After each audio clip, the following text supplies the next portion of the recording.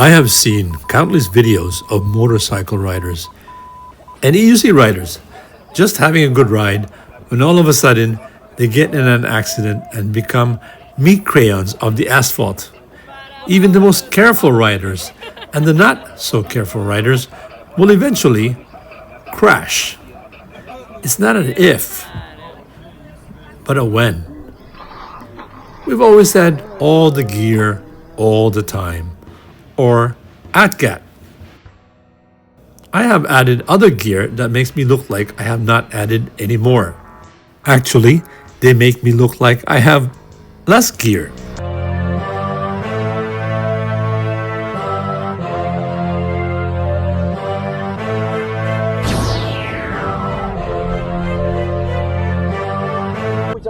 What's your dog's name? Ellie. Ellie. Ellie. She's friendly, but she jumps. I don't want to knock you down. She does jump. She's very sweet. She's just curious and playful. She's a puppy still. She's 6 months old. Oh. You know, she just wants to play all the time. All right, buddy. See you later. She'll get you all muddy. Take care. All right, please be careful. Cool. Thanks. I have my motorcycle jeans, my motorcycle boots, and my motorcycle jacket. Usually, I wear my Liats knee and shin pads, and don't get me wrong, they are my tried and true gear. They have saved me on a couple of occasions. If it weren't for my Liats pads, I honestly would have broken some bones. I am also wearing wrist guards in addition to the built-in elbow, shoulder, and spine protector in my jacket. Anyway, this video is about my Dyneema or UHMWPE or ultra high molecular weight polyethylene jeans and motorcycle boots.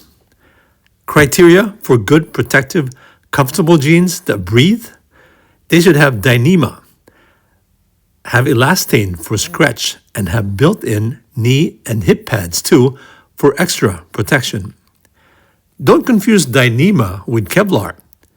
Kevlar is a manufactured plastic and was used in motorcycle jeans in the 1990s. They were thick and heavy, but certainly did its job in protecting the rider. Kevlar jeans are still sold today on the market, but I want to make a comparison between Kevlar and Dyneema. Now, Dyneema brand or UHMWPE is better than Kevlar from a protective jeans standpoint. Stronger than steel, UHMWPE is the strongest and most durable fiber in the world. It is up to 15 times stronger than steel and up to 40% stronger than aramid fiber, or better known as Kevlar, weight for weight. Is lighter, more abrasion resistant, and offers more flexibility. While Kevlar is widely known for its use in body armor and protective gear, Dyneema is also used in similar applications such as bulletproof vests, ballistic helmets, armored vehicles, but it also has other uses like ropes, cables, and even in sutures and medical implants.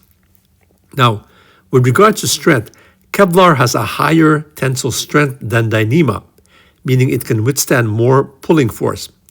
However, Dyneema has a much higher strength-to-weight ratio and is more durable and resistant to abrasion, making it suitable in protecting us from being a meat crayon on the road.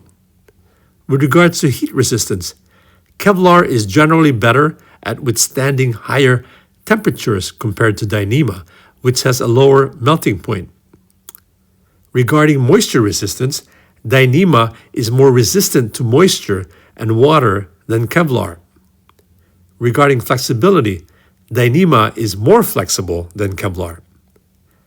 With regards to cost, Kevlar is typically less expensive than Dyneema. Now, my jeans that I am wearing are Reax 267 jeans. It is made of Dyneema and has elastane for more flexibility. Now, Dyneema versus Kevlar. Apart from being a lot stronger, there are some other big reasons that Dyneema is better. If you've ever worn Kevlar denim before, you'll know they can get pretty hot and heavy. With the Dyneema denim being a single layer, the lightweight feel and soft touch makes for ultimate comfort. When it comes to keeping cool on a hot summer day, Dyneema will feel cooler.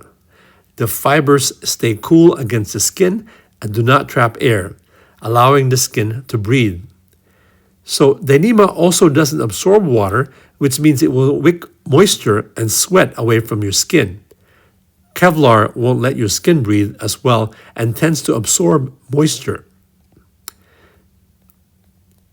The Reax 267 jeans that I wear are single-layer riding jeans, which is a combination of denim mixed with Dyneema and elastane for more stretch.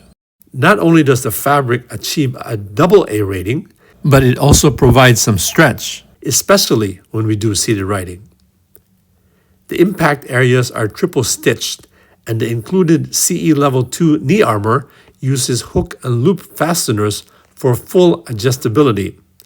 When you roll the cuffs up to 6 inches, that exposes the pant leg's inner lining, which is reflective to increase nighttime visibility.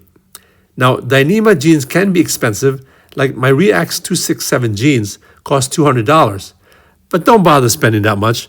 You can easily get them for much less on eBay or Facebook Marketplace. I got mine slightly used for $52 on eBay.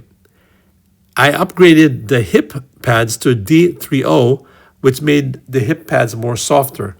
So there are many motorcycle riders out there trying to upgrade their abrasion-resistant jeans, so please don't bother paying full price for them.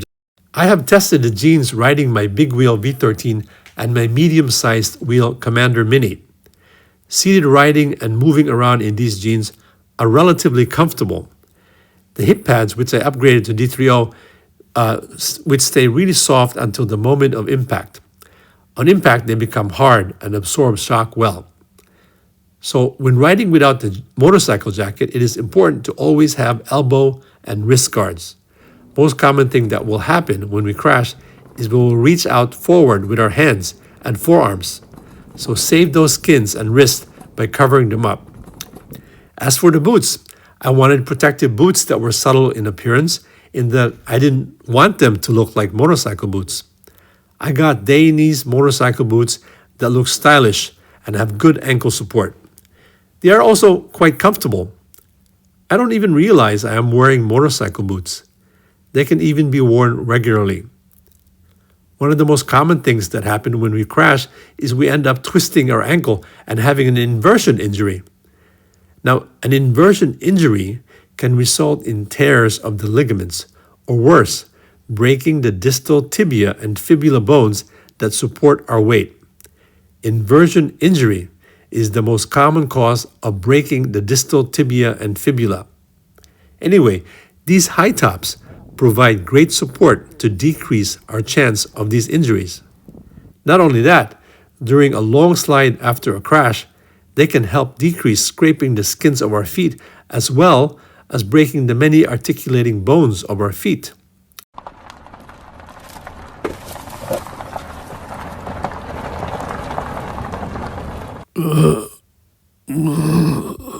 From a medical standpoint, there is a huge difference in surgical and anesthetic management between a closed bone fracture and an open bone fracture. With more gear, such as Dyneema jeans and high-top motorcycle boots, there is less chance of having an open fracture. I interviewed a fellow orthopedic surgeon about its significance. I'm here with Dr. Ryan. I want to ask some orthopedic questions. So what happens if somebody fractures their leg, like a distal tibial fracture, and it's an open fracture? Should they go to the OR? Is that an emergency? Yes, that is one of the orthopedic emergencies to where if the bone is exposed, there's an increased risk of infection. So it's needed to, one, wash out the wound and decontaminate it, and then two, fixate the fracture either immediately or temporize with a temporizing device to allow soft tissue to heal better. So what about if you have a closed fracture, but there's a skin that's broken off or there's an open there's a cut in the skin? If there's a cut in the skin, it will have to be determined if there is any communication with the fracture site. If it's a superficial abrasion, then it's just local wound care. And So can that be delayed? Let's say they had something to eat. yeah, Can that be delayed? that definitely is something that could be delayed, and just give antibiotics and clean the wound before they dress it up and splint it. And how about if they had eaten and it's an open fracture? That is an orthopedic emergency. That's anesthesia's problem. Absolutely, it's our problem. So guys, wear your gear, okay? So if you don't have a cut in the skin, or if you have a lot of gear and you have a closed fracture, and it's not an open fracture, maybe we can delay it. And if you have a complicated medical history, that would be a good help. So basically, wear your gear, guys. Yeah. Thanks a lot, Dr. Ryan. I appreciate it. Thank you. Well, hopefully you found that entertaining as well as informative. There are certainly important things to consider when deciding what gear to wear. Anyway, that's about it. Thank you very much for watching. Until next time.